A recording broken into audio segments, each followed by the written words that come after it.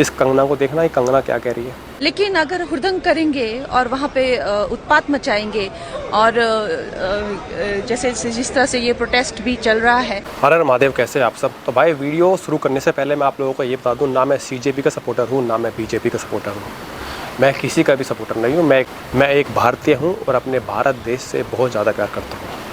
ये जो चल रहा था, ये जो प्रोटेस्ट चल रहा था, और कल ये था कि भाई 20 जुलाई को संसद चलो, तो आप लोगों ने देख लिया होगा कि भाई किस तरीके की खबरें आई। दिल्ली पुलिस या फिर जहाँ पे पुलिस फोर्सेस थी, सब ने मिल के छात्रों को पीटा, खूब हुड़दंग हुए और भाग दौड़, मार पिटाई, आंसू गैस के गोले छोड़े गए। ठीक है, मतलब कि जितना वो लोग कर सकते थे उतना वो सब हुआ। और वहीं पे जो हमारी सरकार है वो ये जवाब देती है कि जनता ने हमें चुना है, हमें मत सिखाओ कि हमें कैसे इस देश को चलाना है। हमारी जब मर्जी हम बात करेंगे, जब हमारा मन करेगा हम बात कर लेंगे, नहीं तो नहीं करेंगे। सच में इतने लाखों की संख्या में छात्र वहाँ पे आए, प्रोटेस्ट कर रहे थे, और आपने दिल्ली पुलिस को बोला कि भाई इनको मारो, यहाँ से भगाओ। इतने बड़े आप तानाशाह हो गए, राजा हो गए आप। अगली बार वोट मांगने आना, तब आपको आपकी औकात पता चलेगी। ठीक है, मैं ये कोई कांग्रेस और सीजेपी या XYZ जो पार्टीज़ है उनका कुछ भी नहीं हूँ मैं, ना मुझे इस पॉलिटिक्स में कुछ भी इंटरेस्ट। लेकिन हाँ, मैं एक बार वो छात्र रह चुका हूँ जो नीट जैसे पेपर के लिए अप्लाई करते हैं, जो ये भरोसा रखते थे कि हमें इस देश के अंदर एक अच्छी गवर्नमेंट जॉब मिल सकती है। मैं उस दौर से गुजर के आया हूँ। मैंने खुद अप्लाई किया था एग्ज़ाम्स के लिए, ठीक है, इंजीनियरिंग के लिए, मेडिकल के लिए। नहीं क्लियर हुए अलग बात है, बाद में आके मैं एक्टर बन गया। XYZ जो भी है वो एक अलग कहानी है। एक नीट का पेपर क्लियर करने में कितनी मेहनत लगती है पता है आपको। और जहाँ वहाँ पे जाके इतनी बड़ी संख्या में छात्र प्रोटेस्ट कर रहे हैं, वहाँ आपका इतना एटीट्यूड है, इतना एरोगेंस है आपके अंदर कि हम तो बात ही नहीं करेंगे, जो हमारी मर्जी हम वो करेंगे। इस कंगना को देखना, ये कंगना क्या कह रही है। रंजोर की एक वीडियो है जहाँ वो ये कहता है कि कंगना ना ही कुछ बोले तो अच्छा है, और वो बात सच है। वो बात सच में अच्छी है कि कंगना अपना मुँह ही ना खोले तो सबसे ज़्यादा अच्छी बात है। कंगना जब मुँह खोलती है तो हकती है, और ऐसी बातें हकती है। हाँ, ये 10वीं फेल, 5वीं फेल, 4थी फेल, ये सब आज वहाँ जाके संसद में बैठे हुए हैं। सब इतने बड़े नेता बना दिए। 4 रुपए की औकात नहीं है इनकी। अगर ये नेता नहीं होते तो इनको कोई एक नौकरी भी ना दे, क्योंकि सारे 5वीं फेल है, 10वीं फेल है, और ये आज ऐसी बातें कर रहे हैं जो देश का भविष्य है।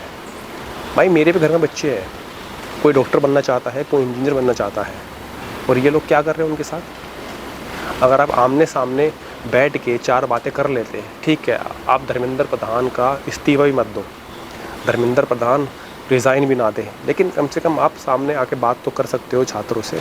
एक प्रेस कॉन्फ्रेंस कर सकते हो छात्रों के लिए कि हाँ भाई हम इसकी इंक्वायरी बैठाएंगे, इंक्वायरी कराएंगे, और जो भी कुछ होगा इसमें कर सकते हैं। इतना एरोगेंस कि हम तो इनसे बात तक नहीं करेंगे। मतलब कि अपने देश के अंदर आपको हिंसा करना अच्छा लगता है कि भाई मारपीट होने दो, स्टूडेंटों के सर फूटने दो, लेकिन आप आके उनसे बात नहीं करोगे। नेपाल के हालत देखे थे आपने, नेपाल में क्या हुआ था, वही अब भारत देश में होने वाला है। इन नेताओं के लिए ओनली बेल्ट ट्रीटमेंट। और भाई मेरा तो इतना खून खोलता है ना, मैं कहता हूँ कि अब इस देश को ना ये हाथ जोड़ के धरना करने वाले की ज़रूरत नहीं है। अब चाहिए भगत सिंह, जो गलत होने पे 2-4 नेता को टपकाए और इन नेताओं की अकल ठिकाने आए कि भाई तुम जनता के नौकर हो, तुम्हें चुना गया है वोट डाल के। तुम राजा नहीं हो कि एक बार तुम पार्टी में जीत गए तो अब तुम जनता से बात तक नहीं करोगे। शर्म आनी चाहिए आप लोगों को। किस तरीके से आप इन छात्रों को ट्रीट कर रहे हो, किस तरीके से उनमें लाठी बरसा रहे हो, किस तरीके से उनके सर फोड़ रहे हो, शर्म आनी चाहिए। और दिल्ली पुलिस भी क्या, दिल्ली पुलिस भाई इस सरकार की वो है गुलाम। सरकार ने ऑर्डर दिए कि ये होना चाहिए तो भाई उनको करना पड़ेगा। वो बेचारे मजबूर है, उनको अपनी नौकरी करनी है, उनको अपने घर चलाने हैं। और एक बात और बोल दूँ, जो ये दिल्ली पुलिस वाले हैं ना, इन्हीं के बच्चे नीट जैसे एग्ज़ामों के लिए फॉर्म भरते हैं। इन दिल्ली पुलिस वाले ही, ये जो बड़े बड़े नेता हैं, इनके बच्चे फॉर्म नहीं भरते हैं नीट के लिए, क्योंकि वो तो बाहर पढ़ते हैं, बाहर के देशों में, बाहर की कंट्रीज़ में। तो जो ये दिल्ली पुलिस वाले हैं, जो ये पुलिस फोर्सेस वाले हैं, इन्हीं के बच्चे अप्लाई करते हैं इन एग्ज़ाम्स में। मेरे घर में खुद दिल्ली पुलिस में कई सारे लोग हैं, उन्हीं के बच्चे हैं। मेरे मामा हैं दिल्ली पुलिस में, क्राइम ब्रांच में, उन्हीं के बच्चे जो इतने सालों से मेडिकल की तैयारी कर रहे हैं, और यही लोग इन पर लाठी बरसा रहे हैं। सोच के देखो, कलयुग। लेकिन एक दिन तो बेटा पापा खड़ा पड़ता है। मैं किसी पार्टी का सपोर्टर नहीं हूँ, कोई भी आए XYZ कोई भी आए, सबके सब चोर है, लेकिन कम से कम यार बच्चों के साथ तो ये मत करो। एजुकेशन सिस्टम को तो करप्ट मत करो। आपको जो करना है अपनी एक्सरसाइज करानी है करा लो। राम मंदिर इतना बड़ा घोटाला, आप सीधे सीधे करप्शन नहीं कर सकते। इन बीजेपी वालों ने पहले एक राम मंदिर बनाया, पूरे देश में वाह भाई लूटी। आप ये देखो कितना बड़ा करप्शन है। इन बीजेपी वालों ने पहले एक मंदिर बनाया, ठीक है, राम मंदिर, पूरे देश में वाह वाह वाह, मोदी जी ने राम मंदिर बना दिया। अब उस राम मंदिर में अरबों खरबों का चढ़ावा आता है, वो चढ़ावा चोरी हो जाता है। ये करप्शन ही तो है। आप सीधे सीधे पैसे नहीं लूट सकते, आपने मंदिर बनवा के वहाँ से पैसे लूट लिए। और लोग जवाब दे रहे हैं, अनुपम खेर टकला, उसकी मैं इतनी रेस्पेक्ट किया करता था, उसको मैं इतने टाइम से फॉलो किया करता था कि इतना अच्छा एक्टर है, इतना अच्छा इंसान है, लेकिन वो अरे लूटपाट तो मुगलों के राज टाइम में हुई थी।